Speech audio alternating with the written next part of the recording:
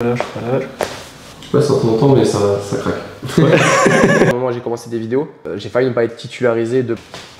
Oh. Tu vois, un gamin qui joue au foot depuis tout petit, ouais. Comment il va jamais vouloir jouer avec une fille qui n'a jamais joué au foot, tu vois ouais. Oh. Et ben c'est là qu'il commence à se faire des blessures. Parce que... Bienvenue dans l'émission Crack and Chill. C'est l'émission où on raconte le parcours professionnel d'un de mes patients autour d'une consultation d'ostéopathie. Moi je me présente, c'est Anthony. Vous me connaissez sous le nom de The French Ostéopathe sur TikTok et Instagram. Et aujourd'hui, on est accompagné de Nicolas Fleck. Je te laisse te présenter pour ceux qui ne te connaissent pas. Du coup, moi c'est Nicolas Fleck, alias Fleckinho. Je fais des vidéos de muscu, je donne des conseils et j'essaie de motiver un maximum de personnes.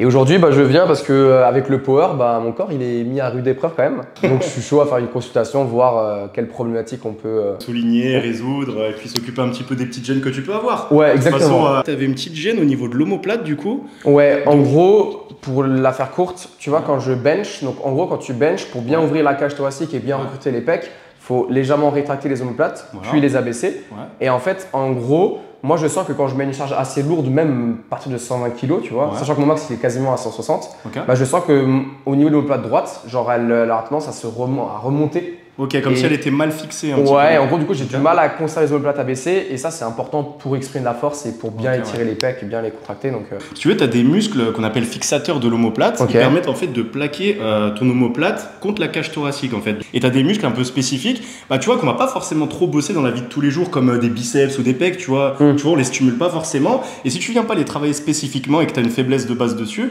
ça peut te créer justement cette petite instabilité. Ce qui pourrait être intéressant, c'est de faire un petit exercice de renforcement. Petite pause pour parler du sponsor de la vidéo, ça va être MyProtein. Avec mon code promo OSTEO, vous avez une réduction qui se cumule aux réductions déjà présentes sur le site. Du coup, de la rétraction scapulaire, donc le fait de ramener l'omoplate vers l'arrière, et aussi de la dépression scapulaire, donc le fait d'abaisser la scapula. Donc scapula égale omoplate. Donc pour ça, on peut le faire à travers un petit exercice qui serait quand même un petit peu plus puissant pour la rétraction scapulaire, mais on peut rajouter l'intention d'abaissement de la scapula. Donc l'idée, ça serait de prendre un petit haltère, garder le bras tendu et venir chercher à ramener l'omoplate ici vers l'arrière, comme dans la position qu'il adopte sur son bench, et en même temps de ramener l'omoplate vers le bas. Donc ce qu'il pourrait faire, c'est faire ça au début de ces séances pour venir faire une sorte de petite pré-fatigue, mais très légère, histoire de pas trop fatiguer le muscle justement, mais d'améliorer la connexion nerveuse. En venant stimuler le muscle, on recrute de plus en plus de fibres musculaires, ce qui nous permet de pouvoir recruter à 100% le muscle, ou en tout cas plus facilement le muscle, avant de justement venir faire le bench. Je disais aussi que niveau mobilité, t'es pas trop incroyable. Ouais, non, ça m'étonnait pas avec le power. Regarde, ce qu'on va faire. Tu vas remonter un petit peu les bras. Déjà, on va regarder un petit peu le membre supérieur. Donc, tu vois l'idée, on va regarder un peu tous les mouvements que tu peux faire. Donc, essaye de remonter vraiment au max. Tu vas vraiment jusqu'à au-dessus de ta tête et tu tournes un peu les bras. Tu vois, on voit déjà que tu vois, on voit qu'on va pas très loin. Tu vois, l'idée, ça serait que tu ailles... Ouais, tu vois, là, je suis en train de forcer pour que tu puisses la remonter. Ok, maintenant, tu peux redescendre. Du coup, ça s'appelle de l'abduction. Tu as plein d'amplitudes comme ça que tu peux checker. Ok. Tu as la flexion d'épaule. Tu vois, pareil, tu remontes le plus haut possible. Ouais, ça, je suis pas très bon. Là, tu serais pas un très bon gymnaste. Là, pour faire des handstands, là, des équipes sur les mains, tu serais en PLS. Là. Compliqué, ouais. Alors, pareil, on va regarder vers l'arrière. Pareil, tu essayes de tendre à fond.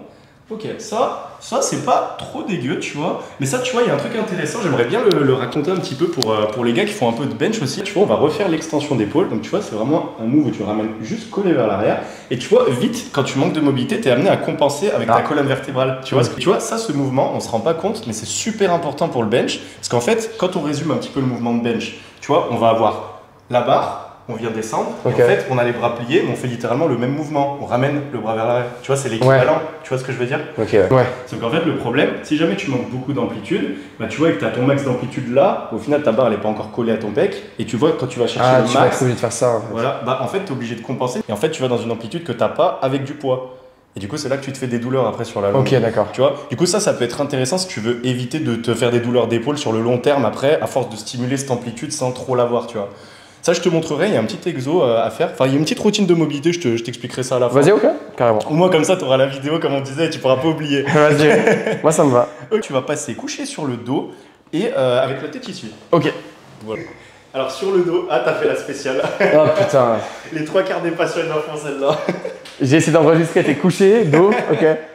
Tu vois, avec le monde du sport, et c'est vrai, il y a beaucoup de gens qui commencent des vidéos pour optique de faire de l'oseille, tu vois. Ouais. Mais en fait, le truc, c'est quand c'est pas par passion, genre, moi à l'époque, j'ai commencé les vidéos, moi j'allais être prof toute ma vie, je m'en foutais, tu vois. Genre vraiment, j'ai fait ça juste parce que je kiffe transmettre.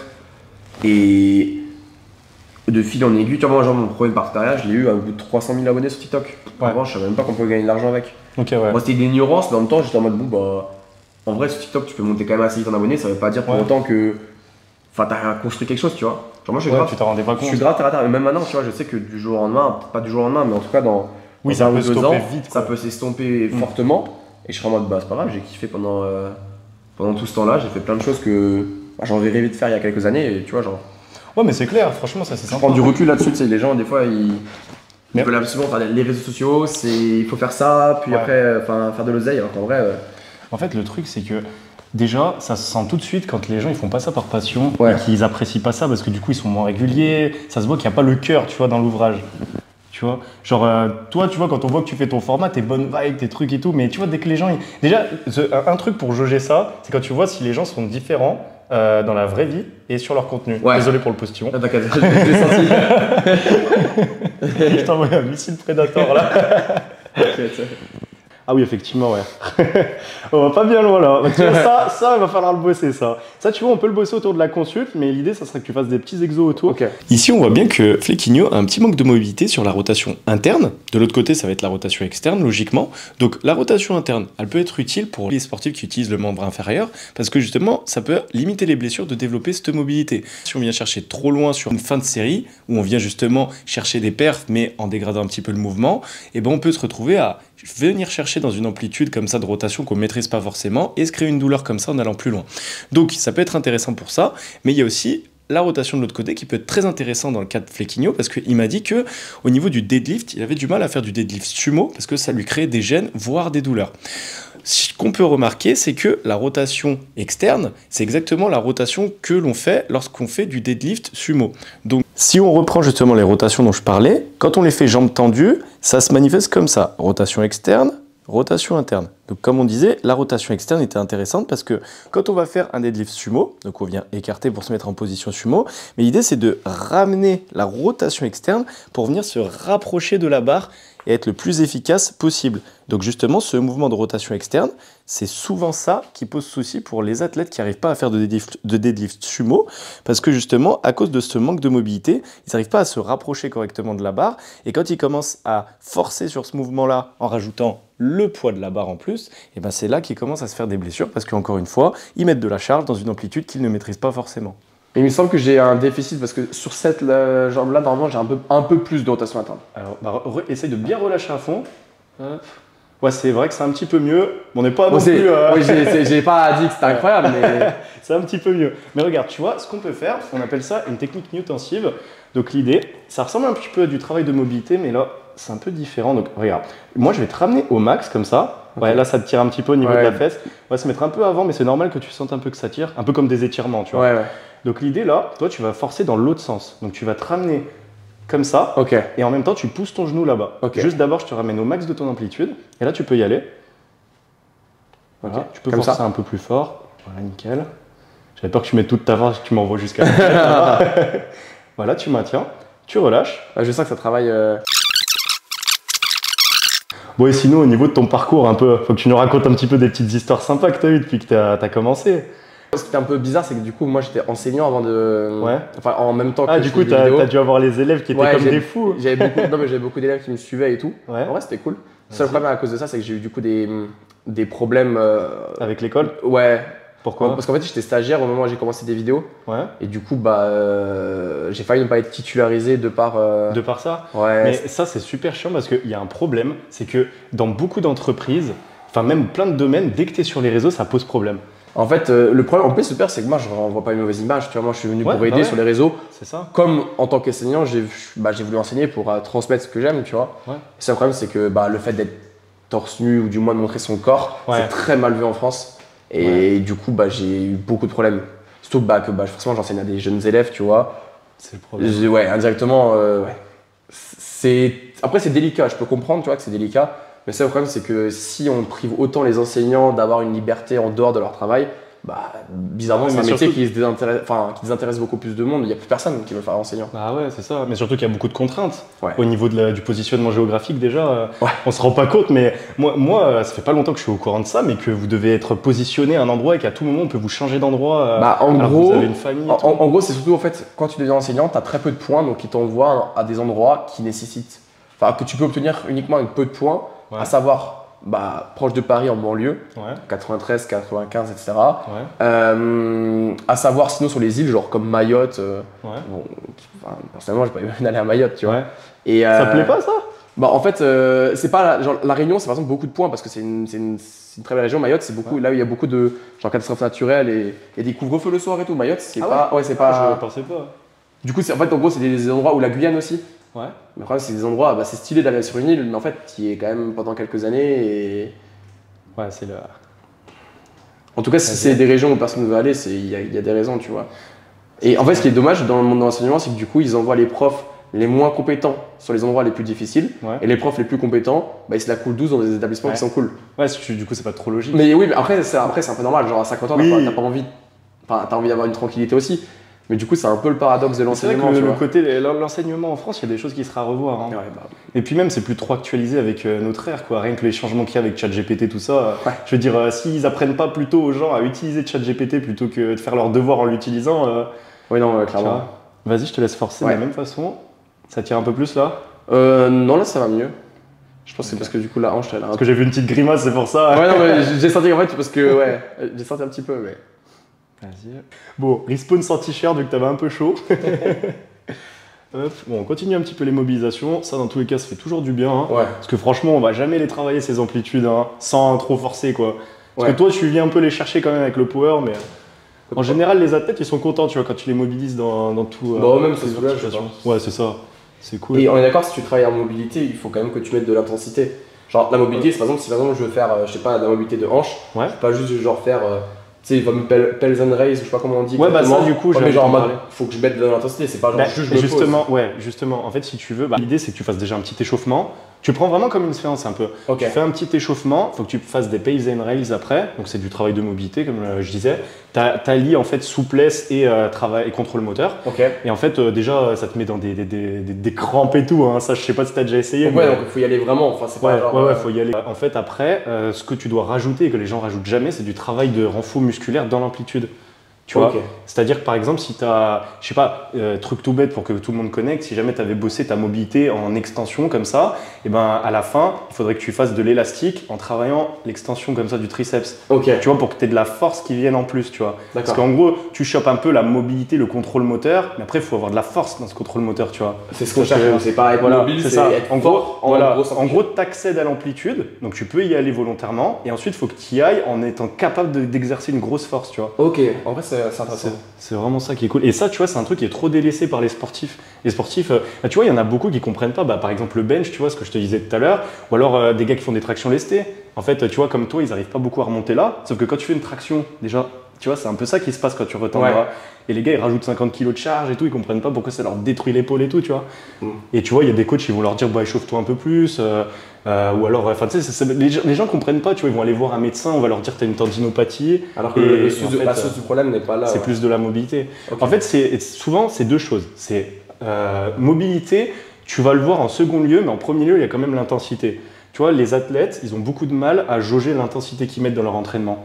C'est-à-dire que c'est toujours no pain, no gain, je me détruis à l'entraînement, tu vois. Mais après, on est tous comme ça. Mais le truc, c'est qu'il faut trouver un entre-deux. Ça s'illustre beaucoup plus facilement avec les coureurs. Tu vois, par exemple, un coureur qui débute ou qui reprend après une grosse pause, il faut surtout pas qu'il aille s'envoyer 10 km de course, tu vois. Il va être en deux. Non, mais le truc, c'est que tu vois, il va être capable de le faire, mais ses articulations, elles sont plus capables d'y résister. Et en fait, lui, il va vouloir y aller à l'ego en mode je suis encore capable de courir, je continue, je me détruis. Sauf qu'en fait, le corps, il va bégayer après et ça fait une blessure. Tu vois, ça fait des syndromes de l'essuie-glace, des douleurs sur le genou, tu vois, des choses comme ça. Et en fait, après, ils sont détruits alors qu'il aurait fallu qu'ils reprennent avec deux petits kilomètres, tu vois, juste histoire de commencer. Ensuite, une deuxième séance, soit encore 2 kilomètres, la fois d'après, aller 3. Ça, tu vois ce que je veux dire? Progressif. C'est beaucoup de gens qui sont dans le délire, vas-y, je m'échauffe super bien, je suis sérieux, je fais des rotes externes avec mon épaule, avec l'élastique. Sauf qu'en fait, il manque les 3/4 du truc pour que ce soit vraiment bénéfique pour l'épaule. C'est un bon début, Mais tu vois, ça change pas tout ça. Tu vois, c'est des trucs.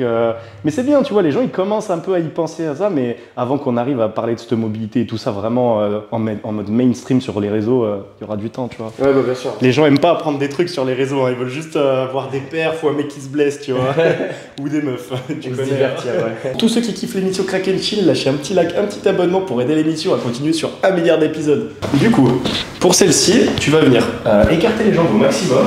Hop, tu fais un peu comme un grand écart, on va voir encore ta souplesse légendaire. Et vas-y, tu vas forcer à fond vers le plafond. Vers le plafond? Voilà, encore un peu. Oh. Impeccable. Ah ouais. C'est direct. Tu vois, il n'y avait pas besoin d'aller loin. Hein. Magnifique. Un prof de maths s'appelle Yvan Monca. C'est un gars qui fait des. Ah oui, je vois. Vous voulez que je fasse des vidéos un peu comme ça sur le PS? J'étais en mode. Voilà quoi, c'est pas mon but, tu vois. Ouais, c'est pas ma passion, c'est la muscu. Genre, par contre, notre jeu, lui, il m'avait pas mal aidé sur le truc de maths à l'époque. Moi aussi. Non, en plus, je sais que lui, je pense qu'il a aidé beaucoup de générations, lui. Hein. Ouais, à l'époque où il fallait commencer à envoyer des équations à je sais pas combien d'inconnus, machin. Ah, moi, c'était ma phobie, les mathématiques. Ah, comme j'aimais pas ça. T'as fait S? Ouais, j'ai fait S à l'époque. Je sais même plus comment ça s'appelle maintenant, il y a 40 noms différents. Ouais, ils ont rechangé entre temps. Ah ouais, non, mais c'est un merdier maintenant. À un moment, tu choisissais tes options, maintenant, je sais plus comment c'est. Ça va quand je viens décomprimer comme ça? Ça fait du bien. Ouais, normalement, c'est pas trop mal.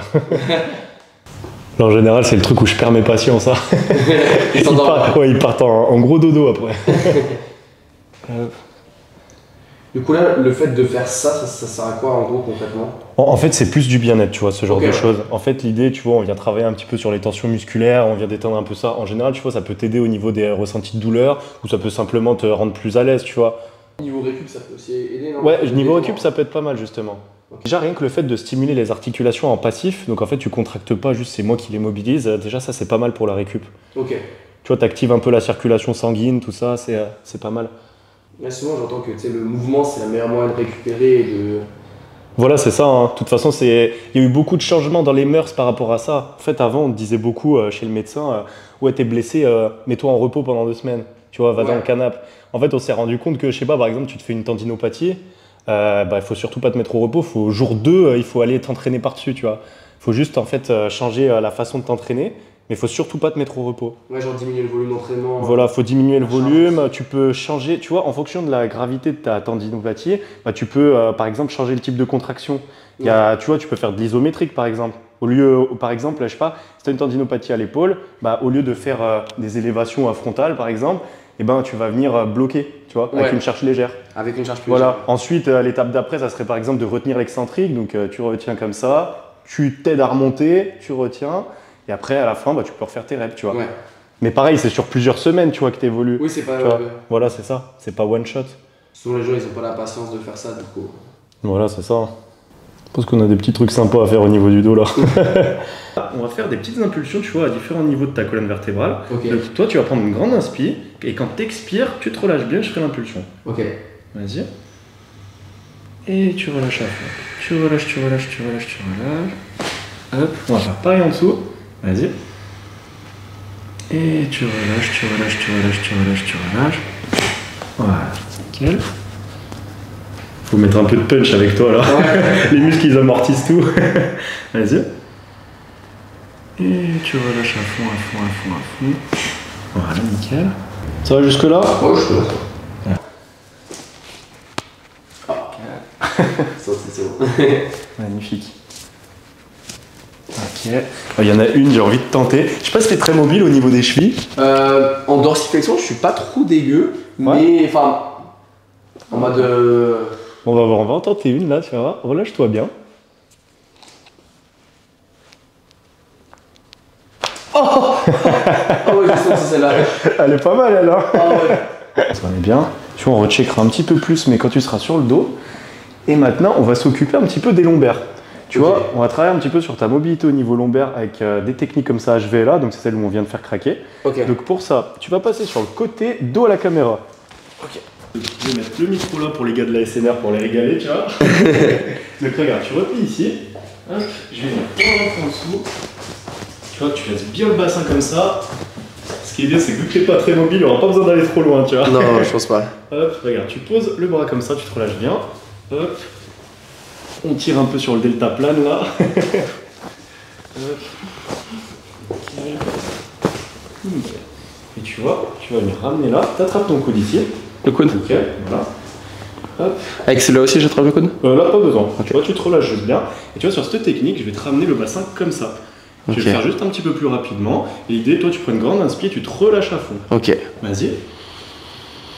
Et t'expires à fond. Oh. Magnifique. Expire. Et tu te relâches à fond. Oh. Ça, c'est impeccable. À celle-ci, elle régale. Là, ça y est, t'es mort là. Oh, putain. Incroyable. On va venir travailler un petit peu plus sur ta mobilité du membre supérieur. Donc l'idée, on va venir bosser sur la charnière cervico-thoracique, ça s'appelle. Donc c'est la jonction en fait un peu entre ton cou et ton dos, grossièrement. Donc celle-ci, on a deux façons de la faire. Il y en a une en général, quand c'est des go muscu, tu vois, les trapèzes, ils amortissent pas mal. Du coup, ça gêne un peu. Donc si ça passe pas comme ça, on testera une deuxième manière. Donc pour celle-ci, tu vois, moi je vais faire une petite impulsion comme ça sur le côté. Et en fait, je vais te ramener un petit peu la tête comme ça sur le côté. Donc en fait, je te ramène un peu comme ça et je fais l'impulsion ici. C'est pas ton cou qui va craquer, c'est vraiment en dessous, la première vertèbre thoracique. Voilà. Donc tu vas prendre une grande inspire. Tu peux même t'adosser contre moi pour t'aider à te relâcher. Et expire et tu te relâches. Nickel. Impeccable. Ça va ça? Ouais, en vrai, ça va. Allez, nickel. Pareil. Et tu relâches à fond. Relâche, relâche, relâche. Nickel. Je sais pas si ça t'entend, mais ça craque. Ouais. Une autre manière pour bosser un petit peu dans la zone, donc tu vas mettre une main ici. Oula, gros. Ouais, on va tenter. Et l'autre main par-dessus. Ok, elle va être drôle celle-là. Hop. Donc, hop. Et hop. Oh putain. Allez. Donc celle-ci, tu prends une grande aspi, t'expires et tu te relâches en arrière. Et tu relâches, tu relâches, tu relâches. Voilà. Impeccable. Ça me fait rire parce qu'à chaque fois que je la fais, celle-ci, les gens ils retestent un peu leur corps. Ouais. Ils regardent s'ils sont toujours vivants. T'as l'air dans tes pensées. Là, je suis... T'es loin. Ça t'a tué là, non? Pourquoi ça fatigue autant, genre C'est en rapport vraiment avec le système nerveux et t'as un peu des réactions improbables, tu vois. Tu peux te mettre à transpirer, à être euphorique, avoir un peu la chair de poule. C'est vraiment en rapport avec le système nerveux parce que tu travailles un peu dans des zones qui sont proches, tu vois, de l'émergence des nerfs. Surtout, tu vois, sur la colonne, en fait, t'as ta colonne et t'as tous tes nerfs qui sortent sur le côté. Par exemple, bah, tu vois, à tes cervicales, t'as des nerfs qui viennent ici pour innerver ton bras, pour le contrôle moteur, la sensibilité, la douleur, tout ça. Et en fait, vu qu'ils sortent vraiment d'ici, bah, quand tu as un petit impact sur l'articulation ici, bah, tu viens titiller un peu dans la zone, tu vois. Et remonte un peu directement. Et pareil, tu pousses à fond. Nickel. Tu vois, quand elle veut, elle vient direct. Hein.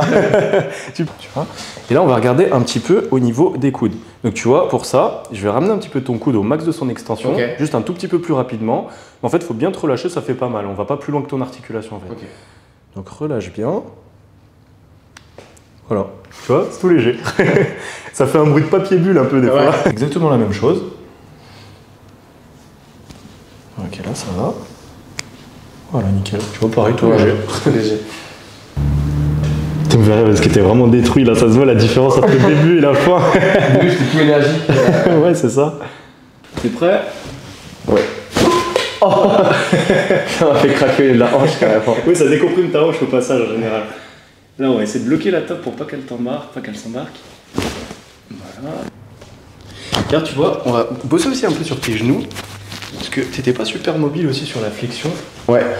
Tu vois, on avait un peu de mal, tu vois, à ramener, à venir coller le talon. Hop. Moi, je trouvais l'excuse que ouais, j'ai des gros ischios, du coup, tu sais, quand je colle, bah, ça bloque. Mais je suis sûr que c'est pas ça le problème. Non, en vrai, tu peux le bosser. En fait, tu peux le bosser comme ce qu'on disait, la mobilité pour ta hanche. Tu peux faire la même chose avec ta jambe. De toute façon, je vais tout te montrer les exos. Hein. Voilà, tu vois. Là, je travaille sur la tête de ta fibula, on appelle ça. C'est le petit os là sur le côté, tu vois. Ok. Tu vois, au niveau de ton genou, tu as le tibia et la fibula, tu vois, qui viennent se rejoindre et qui font l'articulation de ton genou. Donc, regarde, voilà, je te vois bien. Pareil, je te ramène en flexion un peu plus loin.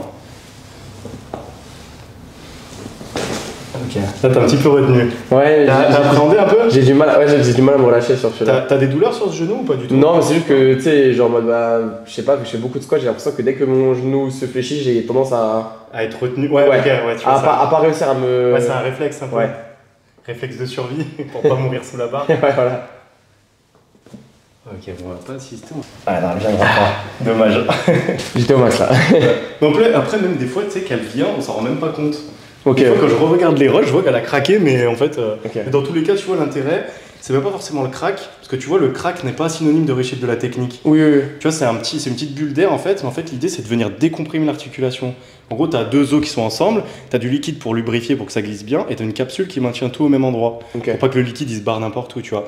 Et en gros, quand tu viens faire la technique, tu te décomprimes. En fait, souvent, il y a la bulle d'air qui se forme en même temps, parce que tu vois, tu fais une décompression dans un truc fermé, un peu comme une canette ou une bouteille, Okay. tu vois. Et en fait, la bulle vient, mais elle n'est pas obligée de venir, tu vois.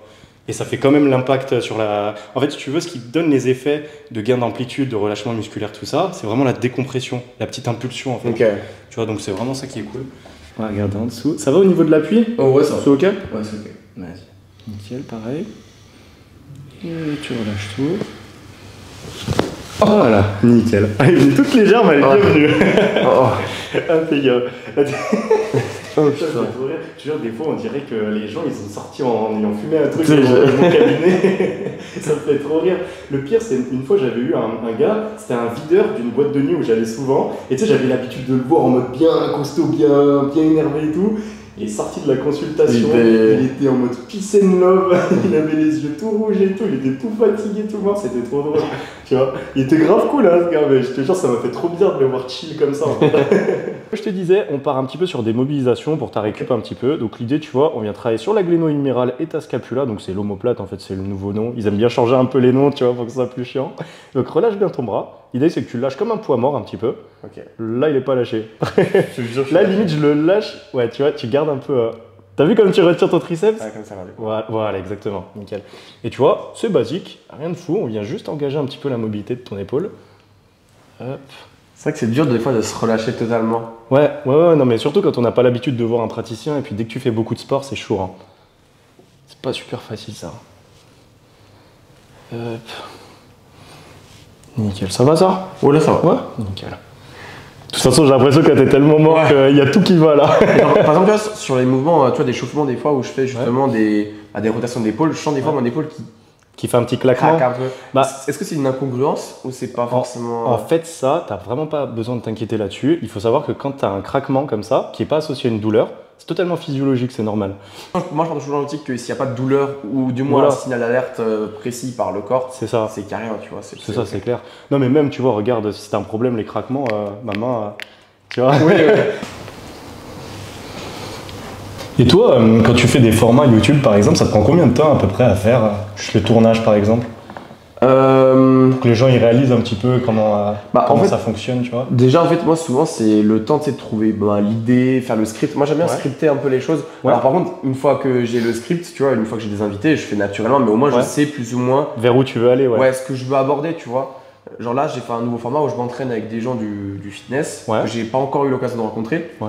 Et genre, je m'entraîne sur la séance. Donc, c'est un format où vraiment je me laisse guider, mais par contre, j'ai posé aussi des questions précises.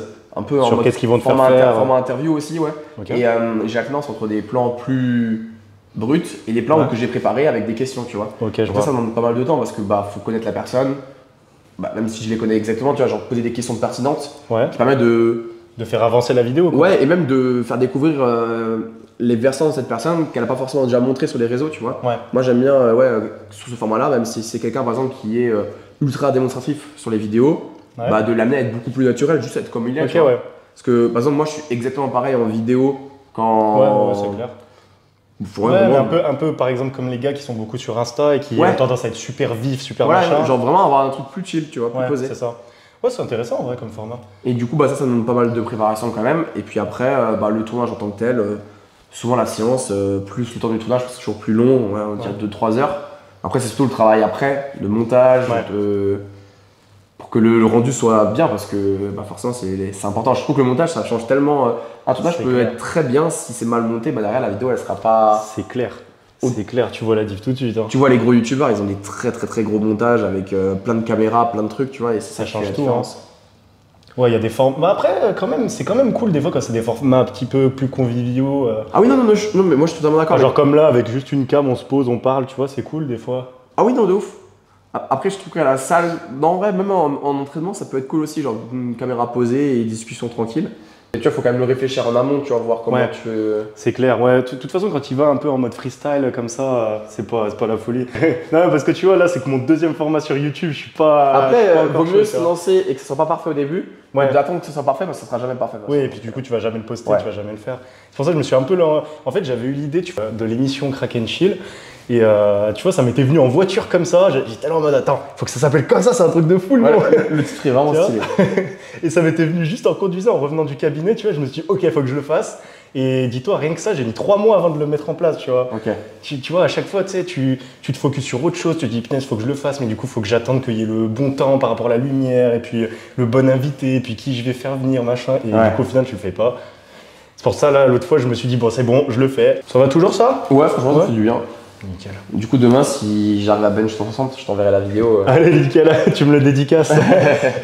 T'écris The French ostéopathe sur le pec. Là, ton max, il est à combien là pour l'instant? Le mieux que j'ai passé, c'est 157. Ouais. Ça veut dire il y a 2 mois. En compète, le mieux que j'ai passé, c'est 147. Ok. Et là, le bloc d'année, j'ai raté 160. Et le but, c'est d'essayer de les passer demain. Ok. Mais là, vu que j'ai fait beaucoup de déplacements, mon bloc, il était moins bien. Tu sais, forcément. La fatigue accumulée, c'est pas que musculaire, tu vois, ça peut être c'est clair. Le stress, les déplacements, etc. Mais les déplacements, on se rend pas compte de la fatigue que ça donne. Hein. C'est une horreur. Hein. Et surtout, même si ça rajoute genre juste 5% de fatigue sur tes max, ça change tout. 5% de performance, c'est énorme, quoi. C'est clair. La chaise avec les petites chaussettes en dessous pour pas déranger le voisin.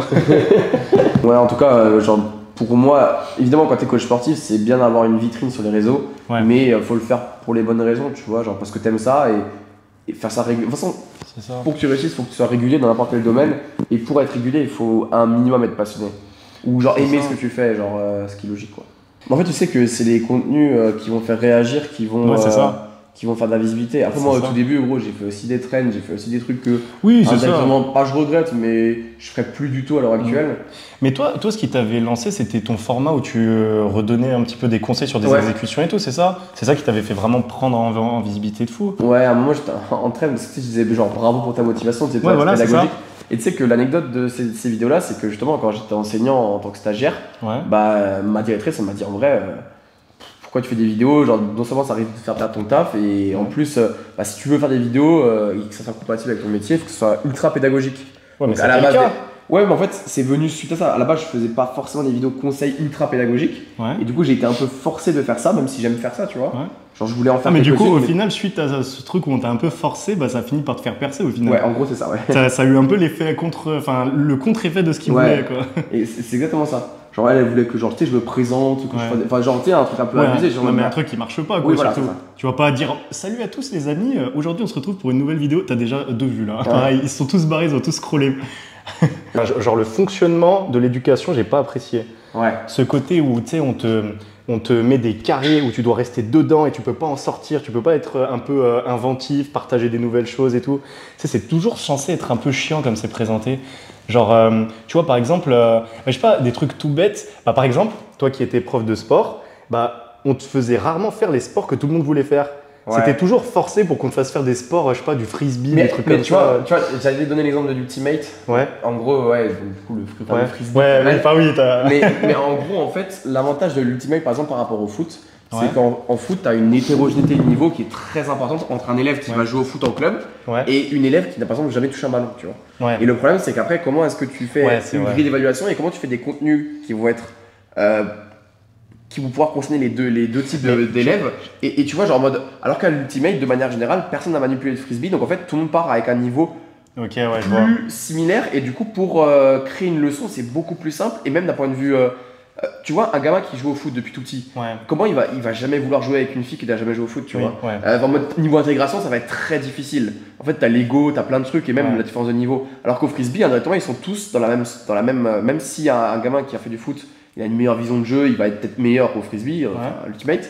Il y aura quand même une possibilité de coopération beaucoup plus simple. Et d'un point de vue contenu, enseignement, Ultimate, c'est tellement plus intéressant que le foot. Ouais, c'est vrai que présenté comme ça, c'est pas. Mais en fait, c'est vrai qu'on n'a pas ce prisme-là quand on pense à ça.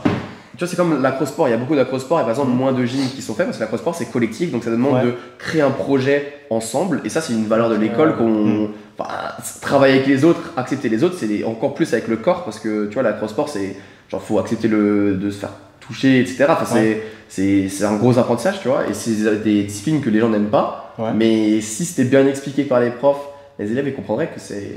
Ouais, non, mais c'est vrai que présenté comme ça, tu vois, on le visualise pas de cette manière-là, tu vois. On n'a pas. Après, toi, justement, c'est super bien que tu sois prof de sport de base pour qu'on puisse avoir cette discussion. En vrai, c'est super intéressant, tu vois. Parce que c'est vrai qu'il y a beaucoup de trucs où on n'y réfléchit pas de cette manière.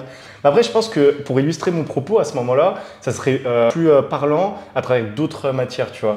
Par exemple, je sais pas, par exemple en français, tu vois, tu étudiais toujours des trucs à l'ancienne, alors que tu aurais pu faire des cours autour des mêmes sujets en prenant des trucs un peu plus modernes qui plaisent plus aux élèves, tu vois, sur les poèmes, tu vois, genre les rimes croisées, les machins. Bon, en vrai, je sais pas, un prof un peu dans la modernité, il aurait pu faire ça avec du rap, par exemple. Tu vois, tous des trucs comme ça. Et tu vois, ça, c'est des trucs, ça plairait de fou aux élèves. Et le problème, c'est que tu as plein d'élèves qui sont super créatifs et qui sont super curieux, qui ont envie d'apprendre, de faire des nouvelles choses. Cette étincelle qu'ils ont niveau culture, elle se fait éteindre par le programme scolaire, tu vois, à chaque fois. Et du coup, ils se retrouvent à se dire, bon, bah, c'est bon, tu vois, ils passent à autre chose et puis ça les intéresse plus, quoi. Par exemple, tu vois, moi, j'avais danse avec des élèves du 93 et il y en a beaucoup qui voulaient vraiment pas danser. Et en plus, moi, à ce moment-là, je savais que j'allais démissionner et que j'allais quasiment arrêter, donc c'était en fin d'année. Et j'ai décidé au final de partir d'une trend TikTok. Donc en gros, il me dit, monsieur, je danserai jamais et tout. Je mettais la musique, il dansait, tu vois. Et en fait, à partir de la trend TikTok, donc ils ont dû ensuite en créer un spectacle collectif, donc tu vois, travail de groupe, avec du coup une création artistique, en prenant comme base quelque chose qui leur faisait référence, tu vois. Et du coup, bah, directement, les élèves, au final, c'était pas incroyable, mais ça les a amenés quand même à découvrir le monde de la danse via quelque chose qu'ils connaissaient. Et tu vois, je pense que académiquement, si je me faisais contrôler là-dessus par un inspecteur, il aurait dit, mais c'est qui ce mec? Qu'est-ce qu'il fait, tu vois? Ils auraient pété un câble. Alors directement, ça a amené à faire apprendre des élèves qui étaient pas réceptifs à mais justement, ça c'est le genre de truc qui devrait être plus fait. Mais ça, justement, tu vois, comme tu le dis, s'il y avait eu un inspecteur, il t'aurait direct. Alors que tu vois, ça devrait être plus comme ça maintenant. Enfin, en fait, ça évolue pas assez. Genre, on a une éducation qui est restée comme à l'ancienne, alors que la génération a évolué. Et en fait, on reste dans l'ancien temps sur l'éducation. Pour moi, il faut quand même garder un peu de fameux ancien temps pour garder une certaine rigueur, parce que indirectement, un entre-deux. Plus on dessert les vis, plus les élèves ils veulent. Et après, indirectement. Moi, je pense que dans l'éducation, à l'époque, c'était quand même beaucoup plus strict, rigide, etc. Et il faut pas être autant rigide maintenant parce que les élèves ne seraient pas réceptifs. Mais si tu gardes pas un minimum de rigidité, c'est vraiment plus la même philosophie. Mais moi, ça n'entre pas. C'est un truc qui se fait avec la respiration. L'idée, c'est que j'ai une main sous ton dos et une main sur ta cage thoracique. Et l'idée, ça va être de mobiliser un petit peu les côtes, tu vois, en faisant des petites pressions pendant que tu respires. En fait, l'idée, c'est que tu travailles un petit peu ton expansion antéro-postérieure, donc l'expansion un peu de ta cage thoracique vers l'avant, parce qu'à chaque fois que tu respires, tes côtes elles bougent, tu vois, et ça se gonfle un peu vers l'avant et un peu vers le haut. Et après, ça bouge comme ça grossièrement. Et en gros, tu vois, l'idée, ça serait de te faire bosser un petit peu sur ça, comme un peu de la cohérence cardiaque. Je vais venir au niveau de la cage thoracique ici. Et l'idée, c'est que tu prennes des grandes inspires, des grandes expires, et moi, je vais venir comprimer en fait sur ta cage thoracique pendant que tu inspires. J'expire avec la bouche ou avec le nez? Avec la bouche, ça serait bien. Si jamais c'est trop oppressant, tu fermes le poing et on arrête. Je ferme le poing, c'est-à-dire? Si jamais c'est trop oppressant, tu fermes le poing et on arrête tout. Ah, ok. Voilà. C'est parti? Ok. Vas-y. T'inspires. Et t'expires à fond. Nickel. Continue comme ça. Et là, je vais faire des petites impulsions. Vas-y. Inspire. À fond et top.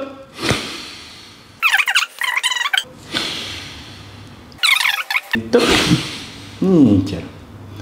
Et tu peux respirer normalement. Je te rends ta tête. Hop. Ça va? Ouais. Je peux faire tourner un peu la tête, ça. Je sentais pas mal le diaphragme.